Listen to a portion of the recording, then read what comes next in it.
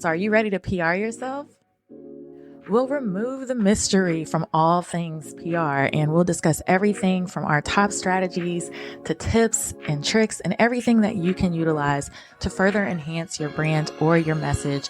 I've been in media, I'm a journalist, and I'm also a publicist.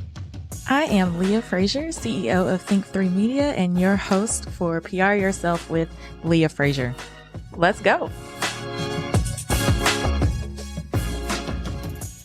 And welcome back to another episode of PR Yourself with Leah Frazier. I am your host, Leah Frazier, and I just want to thank each and every one of you that are faithful, that tune into the show. I just want to announce that we are now the number 6 PR podcast in the world. And it's all because of you. It's all because of your listening, sharing, tuning in, listening to all the episodes, bugging me, when is the next one coming out?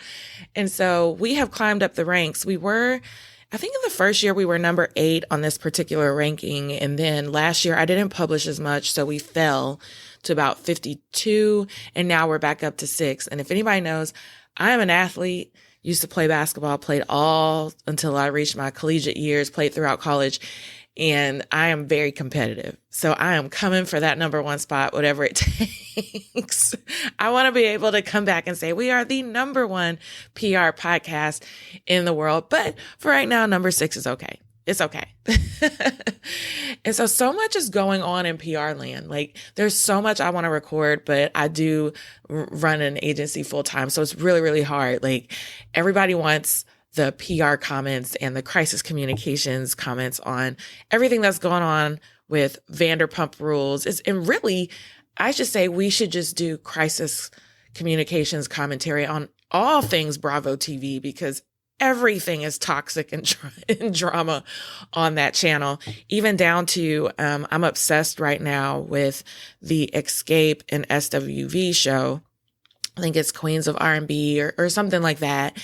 And the reason why I'm so obsessed with these shows, like I sit and think, like if you have skeletons in your closet, or if all hell could break loose if someone found out about any of your demons, right? Why are you going on a reality show? Like that is the question. And I think that clout is so powerful of a drug.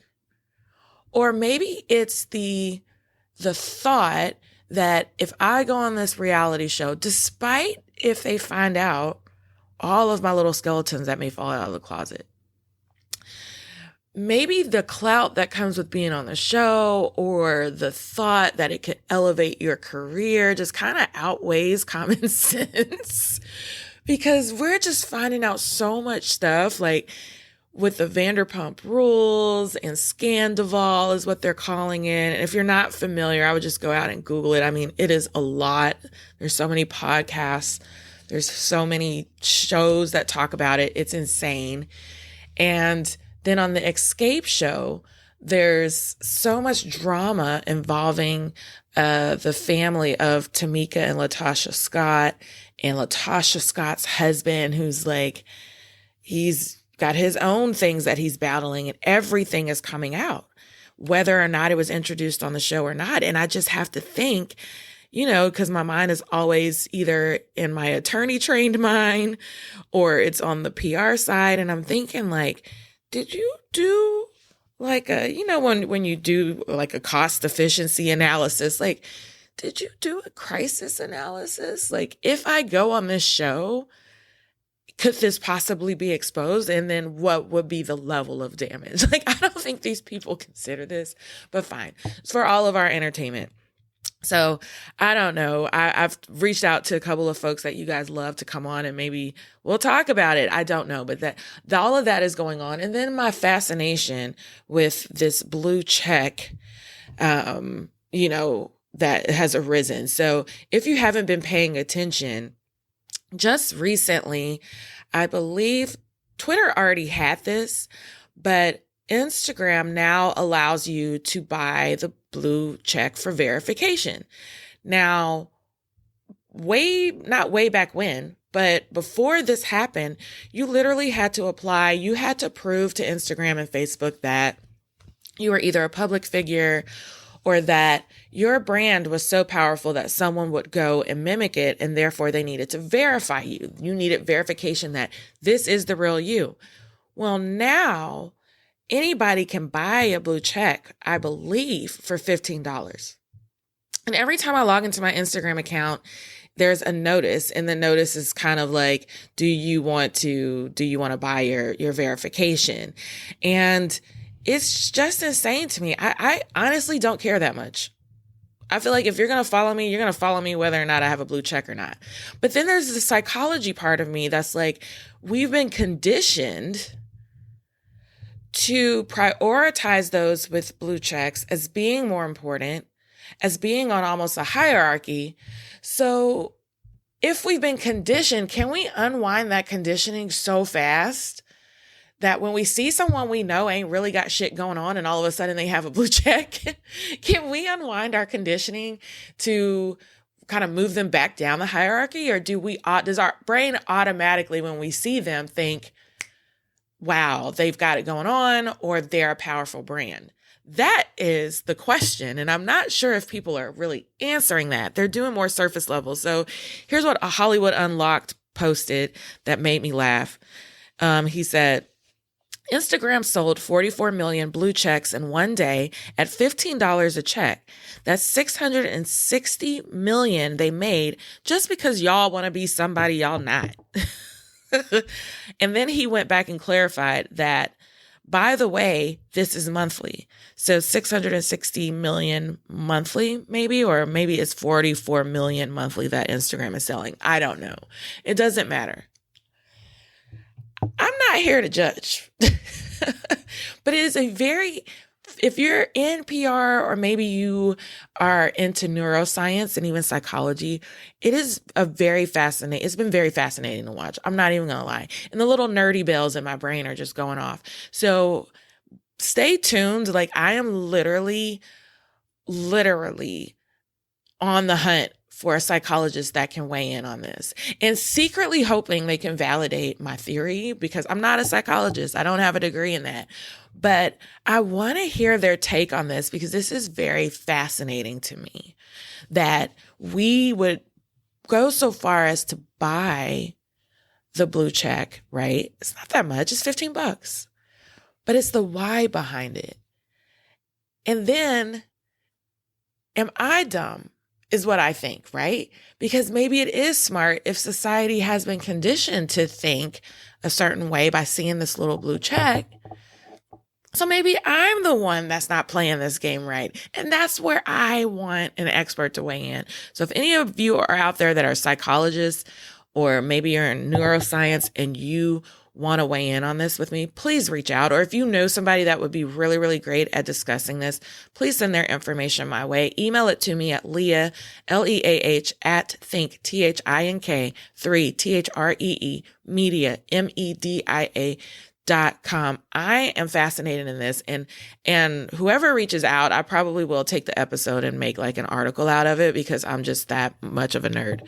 So send them my way. This has been the stuff that like plagues my mind week to week to week before I even get to recording an episode. So there you have it.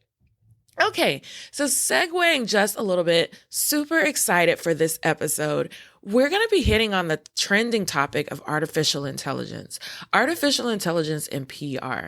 And I have seen this up and down my feed in all of my PR groups. I'm a member of Public Relations Society of America. So whoop, whoop, shout out to the Dallas chapter. And we constantly have this conversation. And I'll be quite honest with you, like, I love to read and all of that, but sometimes when it comes to technology and coding and software and science, and unless it's like neuroscience and psychology, like I kind of tune out. Like my brain is like, that's too hard for you. Shut down. But this is the area years ago. And I told our guests this, that years ago in Dallas, we had Mark Cuban. He keynoted our State of Entrepreneurship event. That keynote I will link in the bio and in the caption. because I recorded it for an old podcast I have that I don't record on anymore, but it's still available. And he gave such an inspiring keynote when he was talking about the future. And I believe this was in 2017, 2018. He was saying all things AI. If you're not learning AI, if you're not incorporating AI, if you're not implementing AI, you will get left behind. And it stuck with me. And I was like, yeah, right, Mark. I don't need to listen to that. And here we are in 2023, where a State of Comms tech report by Stagwell says that generative AI technologies will be the top driver of next gen communication. So it has hit my industry. Okay. Industry professionals are officially sitting at a crossroads. Adapt their workflows to implement these AI tools or get lapped. Lapped, y'all, like you're on the track just trying to make a quarter of a mile and someone is just running laps around your ass because you slow. That's what this says in layman's terms, okay? Don't be slow. Be the person that's lapping everybody else, okay? So either you have to adapt your workflow to implement these AI tools, or you will get lapped by modern communicators. And I will even go so far as to say by risk, like people that are high risk, people that are innovators, people that are early adopters, those two who are embracing the AI revolution, that is who you're going to get lapped by.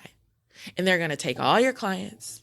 They're going to be further and further ahead because they're going to be able to do more because they weren't afraid to tap into this AI technology. So with that being said, I have Aaron Kwittken. He is the founder and CEO of Profit on the show, and it is the industry's first generative and predictive AI platform built by and for the PR community. He is an advocate. He worked in PR for a long ass time. He is our advocate. When you hear this episode, you're going to hear me like literally doing a hallelujah Jesus dance in the middle of my living room because he was hitting on every single one of our pain points, and they are providing a solution through Profit. And at the end, I was like, where do I sign up? It's that powerful. And even if you're one of our small business owners, startup founders, or entrepreneurs that listen in, even if you're not a PR professional, the things that Aaron was telling me about this AI platform, like, will rock your world. Like, it will help you kind of like move without having a publicist, if I could say that and not feel bad about it. But it's absolutely fascinating. So with that being said, I don't want to give too much away. I want you to stay tuned. We're going to hear a quick word from our sponsor, Kitcaster. You already know. You're going to hear from Kitcaster. And then when we come back from the break, I will be sitting down with Aaron Kwittken to talk all things the future of PR and generative AI. And let me tell you, baby, we're about to go on a ride. And if you don't want to sign up for his platform after we did this interview, are you really alive? Maybe check your pulse because it is that powerful. All right, so go grab a drink. Hear this word from Kitcaster, and we will be right back after the commercial. This episode is brought to you by Kitcaster. Kitcaster books you on top podcasts. How do funded startup founders attract prospects and talent? Podcast interviews. How do entrepreneurs with exits find new deals? Podcast interviews. How do C-suite execs differentiate in crowded markets? Podcast interviews. Kitcaster books you on top podcasts. Click the link in the show notes for a special offer. Celebrate good conversation.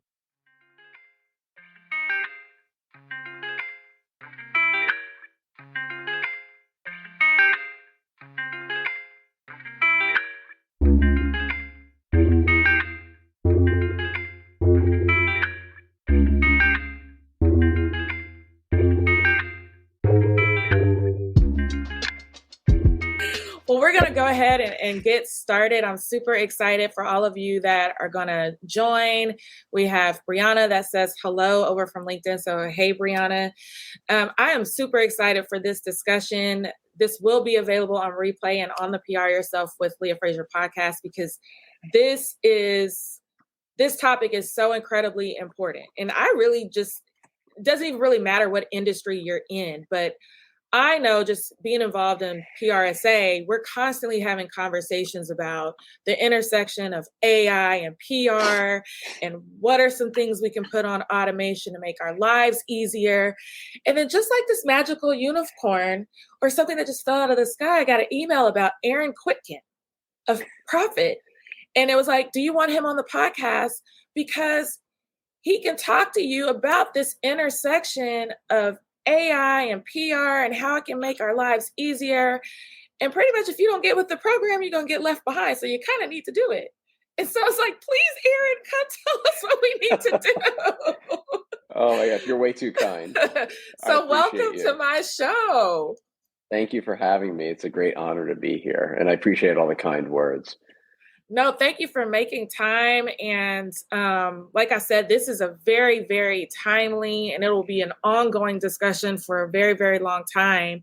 But before we get into that, I want to know a little bit about your background, because you have done PR, you've done branding, you've done so much within the scope. Tell us a little bit about you and how we got to Profit today. Sure. And, thanks for the shout out earlier for PRSA. I'm also immediate past president of PRSA in New York, and I miss it. I mean, I'm still active, obviously. Carmela Glover is now the president of PRSA in New York, and she's a force. I love her. But I have to say, it's such an incredible organization, especially at the chapter level.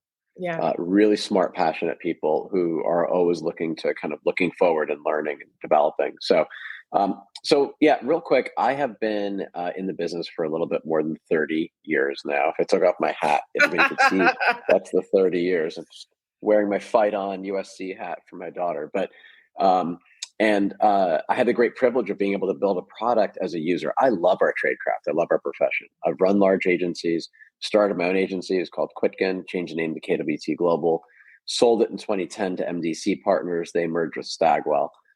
I stayed. And I had the great fortune of meeting someone named Mark Penn, who came into MDC back in 2019. So pre-pandemic, he ran this little Shark Tank competition where he said to all the agency leaders, hey, come up with an idea that sits in an intersection of marketing and technology, and we will fund it. We'll fund the MVP. So we ended up winning. And first of all, it's always nice to beat out your ad agency colleagues, who I have great respect for, but it always feels good.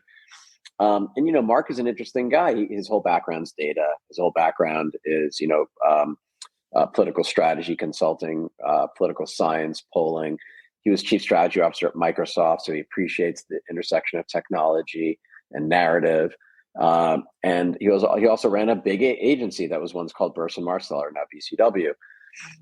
So we spent 2020 building the MVP, and then we started selling in 2021.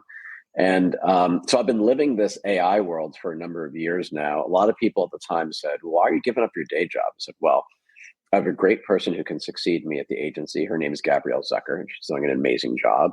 I'm happy to stay involved with a few clients here and there. So I'm still chair of the agency, but I'm not involved day to day.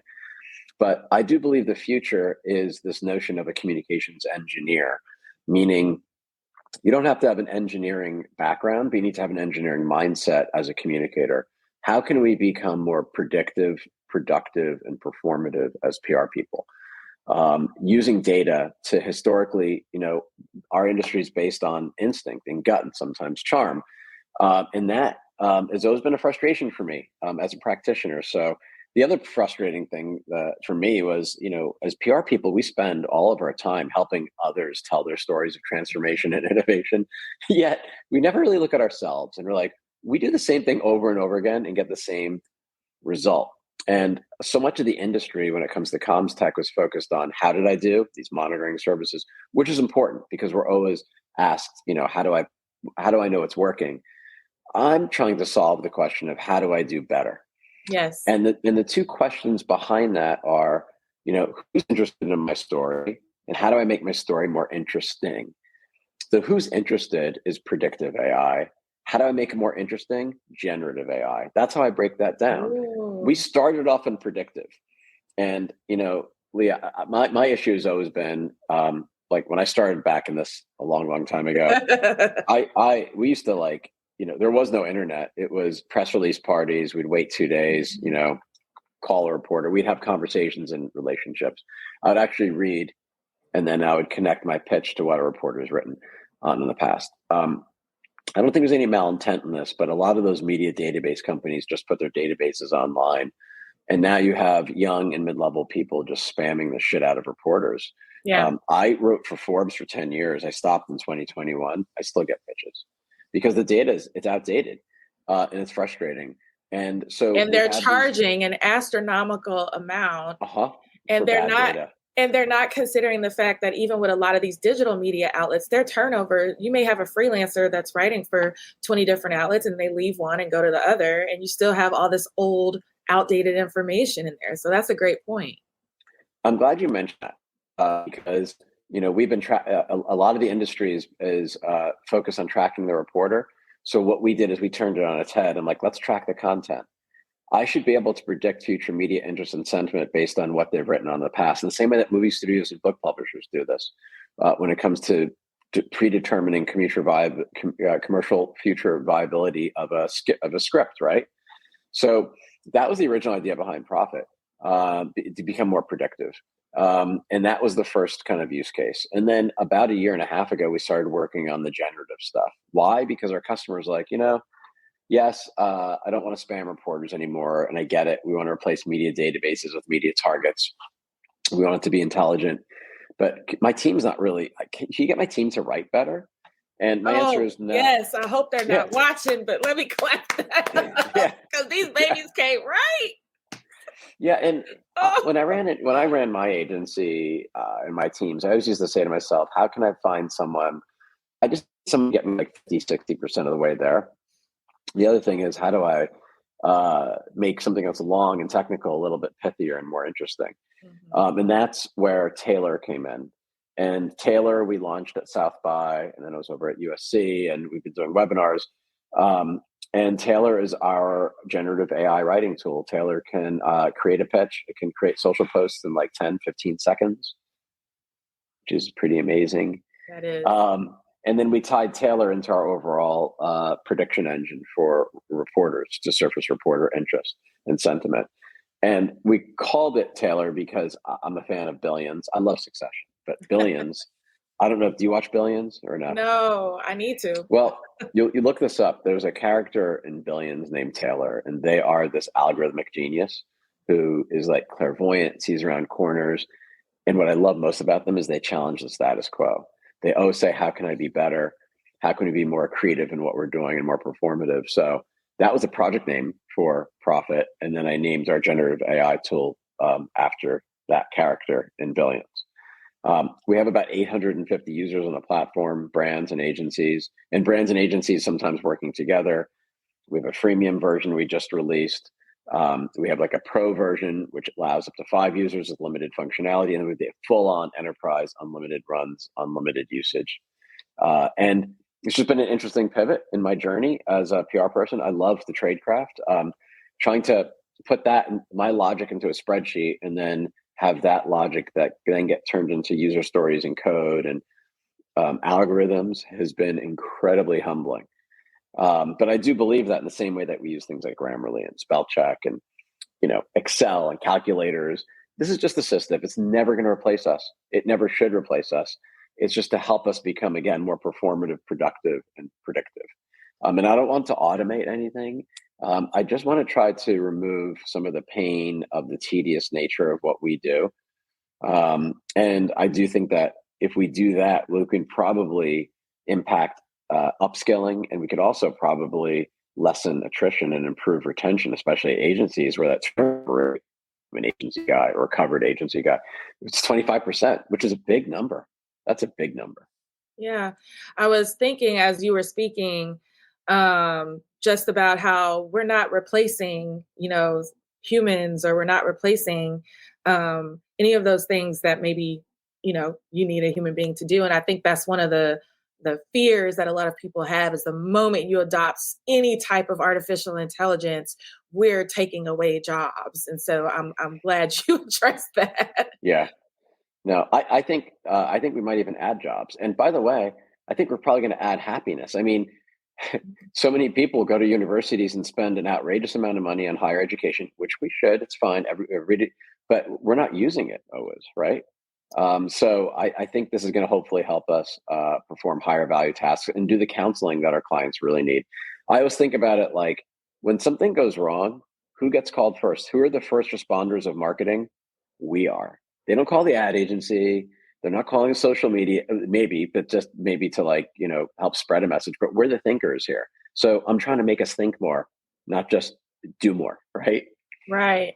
And Brianna was saying, we regain our time, and it's all about efficiency. And I totally agree. Like, you're talking and I'm like, okay, who's this target audience? Who's this for? Because I could see myself using it with a small team. And I was just complaining today, like, we have so many press releases that need to go out because there's so many events in Dallas right now and so many pitches, and it's overwhelming.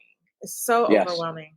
It is. And, the whole press release thing is interesting because it's sometimes it's hard to be first. I definitely feel like I have a big X on my back, and we're still a startup, right?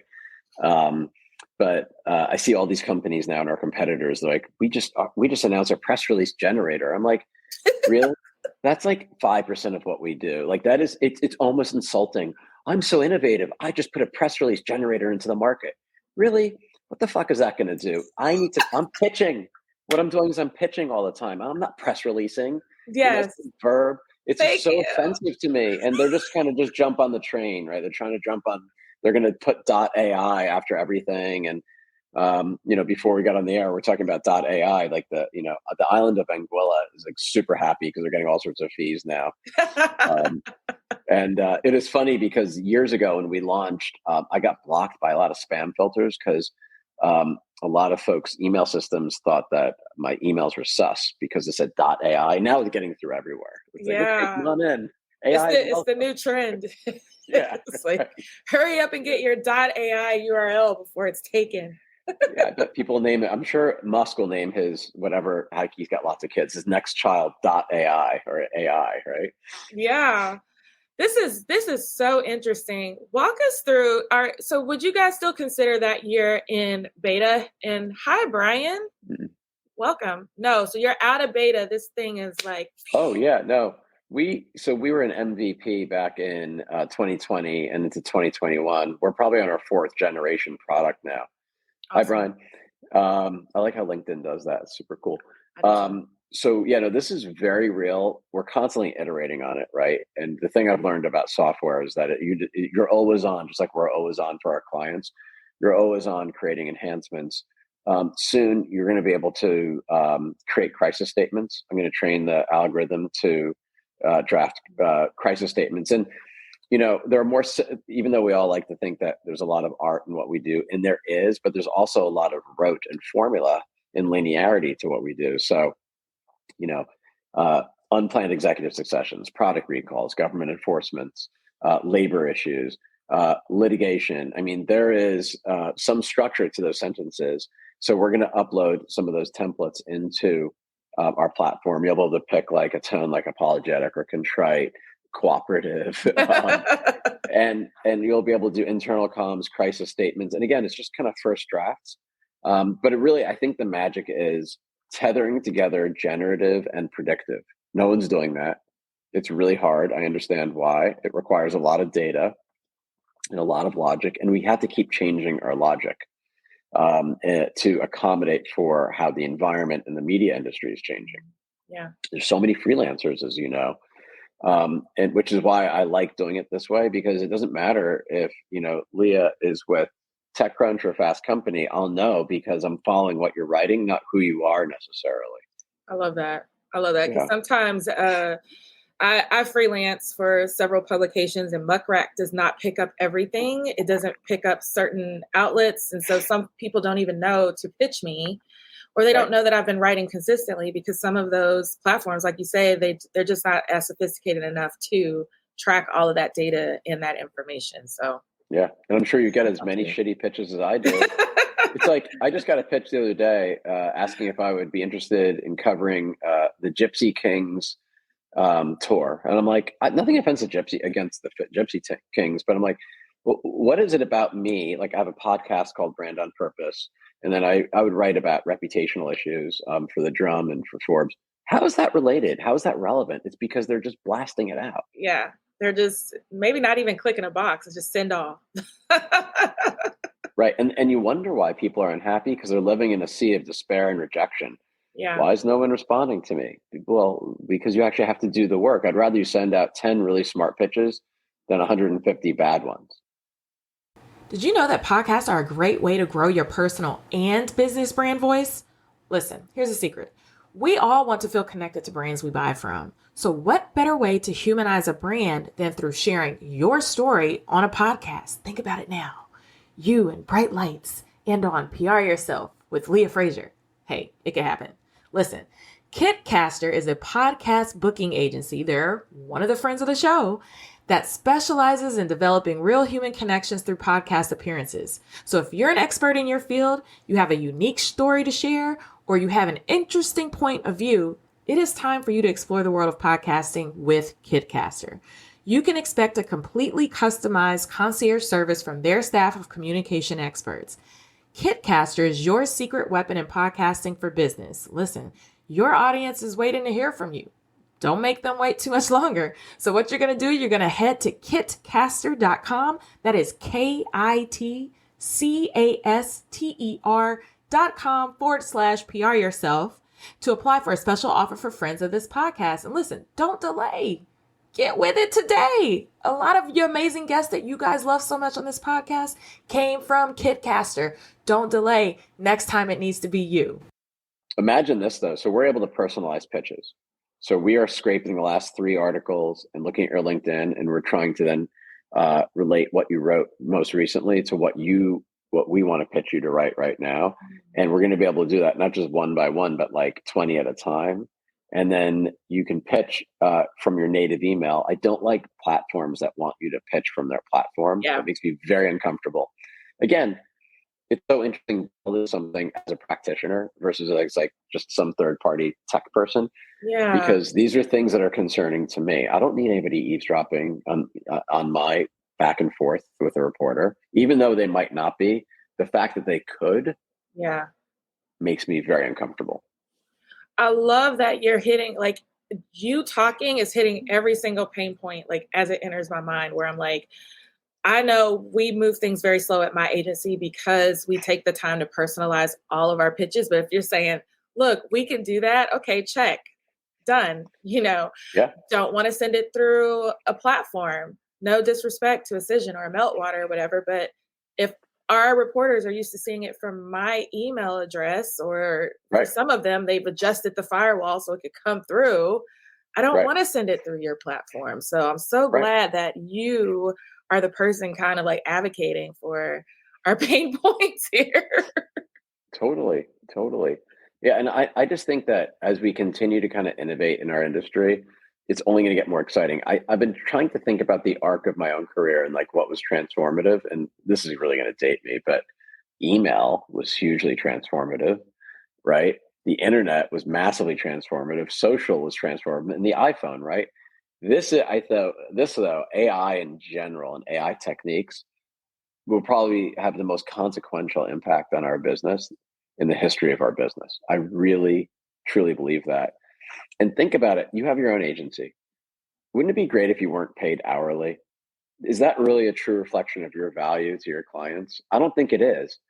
I had struggled for years trying to move to value-based billing and just projects, and not always have to say, well, just because that took me a quarter an hour, it's not the value isn't $250 when your stock appreciated by $200 million, right? So I think AI might force, hopefully, a value-based billing discussion between the agency and the brand or the client.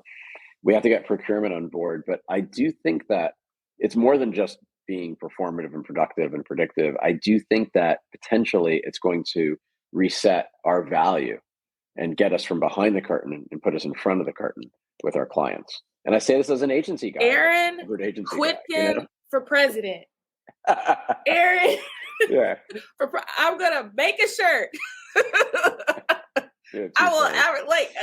seriously, because how many times, and I'm thinking about the amount of money I've had to spend just for the data and the reports to support what you just said. Like, yeah, maybe it did take half an hour, but maybe that was 5 or 10 years of relationships that had to be built for me to just text somebody to get you on, that TV show you wanted to do, or whatever. Like I know Totally. that is wearing a lot of PR agencies and publicists out. That piece alone, the It argument, is, the back and forth. it is, and isn't it irritating when a client says to you, who do you know? What relationships do you have? It's not just about that anymore. And just because we might know someone or have a relationship with a reporter doesn't mean that we can wholly influence whether or not they're going to write. It's so multifactorial. And, sometimes you still have some clients and brands who are like, yep, we're going to move on to the next agency because we've exhausted their media contacts. And that whole notion of agency disposability, I find deeply offensive and troubling. Mhm. And I've done it. I've been there. I've been on the pointy end of that stick way too many times. We just have to change that. And I do believe that comms tech will change that over time. Yeah, I'm I glad guess you is what I'm brought that saying. up too, because I was at lunch with one of my friends who used to host our morning show here, and another former producer at one of the news stations, and we were having that conversation. They were shocked to hear from me. I don't even know how we got on the subject, but I was like, yeah, you'll have a person that just kind of hops. Before you know it, every single agency or publicist in the area has represented this person because they think the grass is greener over here, or maybe their contacts are better over here, and they just hop and hop and hop. And Yeah, it's just, I don't know. It's discouraging. it is discouraging, and just as discouraging as the staff churn and client churn. Yeah. So I always wondered, why is it churning? Why is it churning? Maybe because we don't charge enough, right? And that's kind of a weird way of thinking about it, but maybe. But also, I do think that PR in general has had both an interiority and an inferiority complex. Inferiority as it relates to, the ad folks have big budgets, they get all the awards, everything they're doing is like very transparent, right? Yet what we're doing is no less important. If anything, sometimes it's more important, especially when it comes to internal stakeholders and shareholders and whatnot. And then interiority, meaning we just do the same thing over and over again. We're just navel gazers. And it's like, well, this is the way it's done. We're so precious about these things. And we have to be a little bit less precious and think about how can we perform better? Yeah. And it shouldn't just be on us. We need tools to help us. So this is, I think, one of the most exciting moments in the history of moments when it comes to our industry. I think we're all like, all the agencies and firms are going to get together and be like, how can we invest? let's make this the absolute best, because it's going to solve so many of our problems. We have Nikisha here who says she just really appreciates our perspective That's sweet. on the industry. I think sometimes we don't really talk about it as much as we should, so people get that global understanding of how all of this works. I know we're running up on our time. I do want to ask you, for folks who are maybe curious about Prophet, or they're like maybe scared to dip their toe in the AI pool, like what's some first steps that we can do to try to get on board? So we have a free version. Don't get frustrated by it. We only, it's free, meaning that we give you a little taste before we start charging you. But you can play around on it and get a sense for it. You can just go to prprofit.ai and sign up for a wait list. It's not a long wait list. You'll be in a day or two. The reason why I have that is because I'm a PR person and my background's crisis. I'm very nervous. And I want to make sure that the right people, the right organizations, and not bad actors get on our platform. So we have humans vetting, including myself, to make sure these people are who they say they are, and they're here for good, not for ill will. Yeah. So that's one thing. I would honestly play around with Bard, and I would play around with ChatGPT. I mean, the thing about ChatGPT is it's a novelty. It's fun. We're creating templates on top of OpenAI, and I think that the best thing for people to do is be curious. I mean, that's always like a hallmark of a great PR person, anyways, curiosity. But be curious, play around with these tools. Don't be afraid of them. If anything, especially if you're in a small agency, it's going to give you edge. I was joking around with someone earlier today that if I was my younger self, a lot younger self today, I would go out of pocket and even just spend money on my own and not even try to expense it with my boss, just to give me edge. Just like I have an account. Just like I belong to a gym, I belong to Lifetime Fitness, right? This is like getting me in like shape, right, behind the scenes to be a better PR professional. But obviously, you should try to convince your either if you're in-house or if you're an agency that people should start paying for trials and letting you do this. This is part of professional development. I agree. And there's books out there that are really interesting, depending on how highbrow you want to get. The Age of AI by Henry Kissinger and Eric Schmidt is really good. And then I read this book, which was the inspiration for this, in addition to Taylor, a couple of years ago by an author named Jill Lepore, and it's called If Then. And it goes way back to the 50s, because that's when data science really was taking hold, when CPG companies were using it to determine who wants to buy this box of soap or this detergent or this toothpaste. The Kennedy campaign in 1960 was the first political campaign to use advanced computing and really a form of AI to help understand what voters wanted and to manage your messaging against what the voters wanted, in terms of issues. So it's actually very controversial back then. So it's not new. In the same way that when you go to Netflix, it says, if you like this, you'll like that. That's a form of AI. It's all about learning and templating and trying to determine where you want to go next.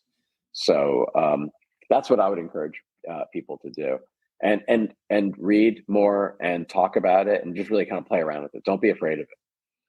And this last question from Brianna again, and I was right on track to ask you about the data and reporting that comes with Profit, because I know a lot of our clients, that's what they want. Every 30 days, they want a report.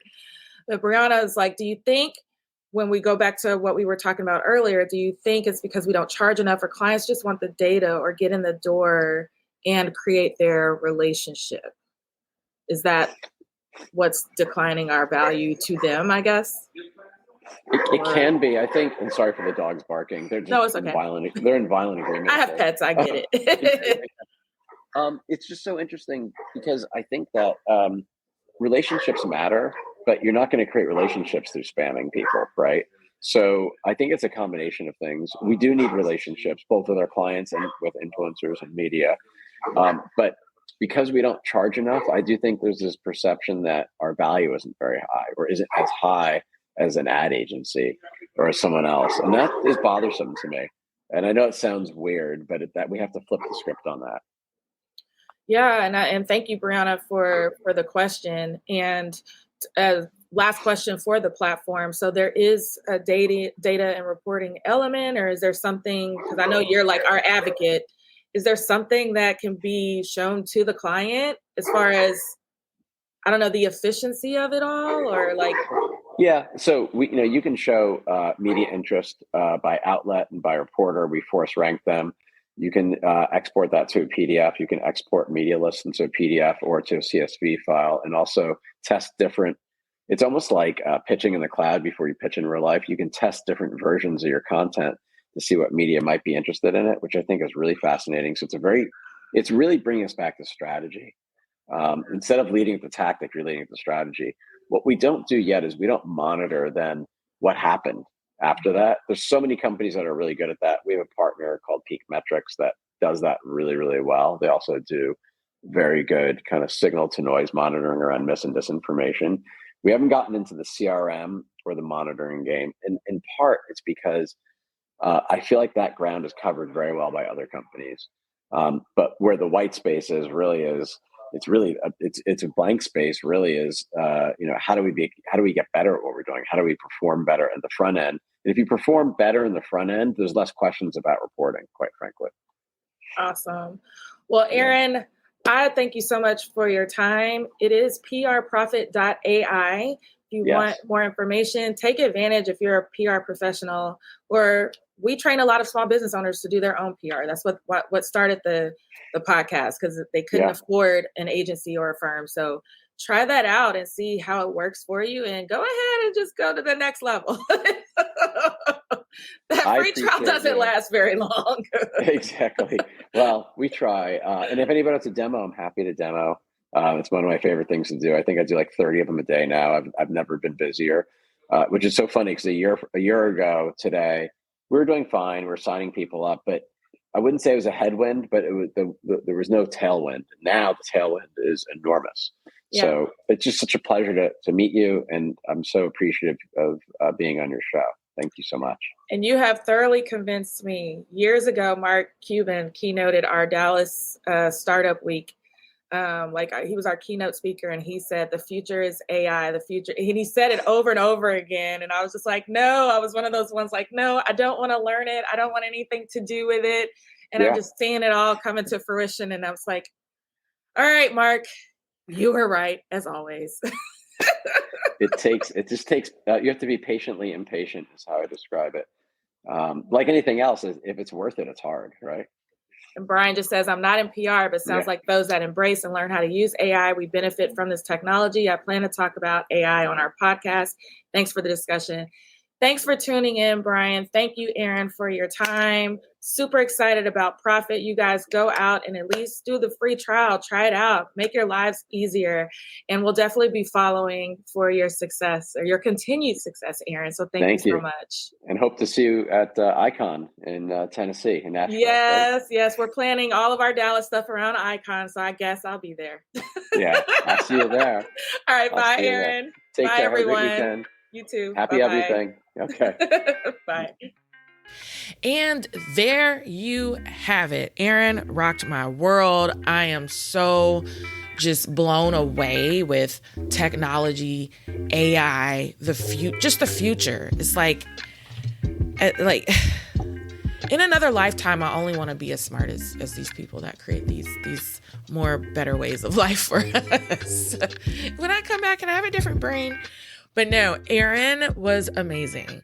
And so you can check out all things on Profit by going to prprofit.ai. Do the free trial, you guys. Get your socks blown off. Like, seriously, some of us are just too afraid to try. And that's one thing I can say about myself. I'm not too afraid to try. Now, I may be looking like, do I really want to go beyond the free trial? But I'm not afraid to try the things that could make my job and my life easier. And so don't be held back by fear. Go ahead and try it out. Shoot Aaron a message. Let him know what you think. Shoot me a message and let me know what you think once you try it out, okay? And if this episode has helped you, man, when we went live, we live streamed this. And I had so many messages on LinkedIn, and my Facebook family was like tagging folks and sharing it. And I was like really, really surprised the amount of folks who weren't in PR who was fascinated by this discussion. So if it's affected you in that way, please share this out, leave us a rating, write us a review. This helps the show out so much so that I can bring back those powerful and amazing people just like Aaron to give you advice, to pour into you, and to tell you about all these hot new products and software and platforms that you may not have known about unless they were here on this show. So you know what to do. Like, subscribe if you haven't already, share this out, and we have more amazing episodes dropping in the future. So you know what to do. Do that thing, and until next time.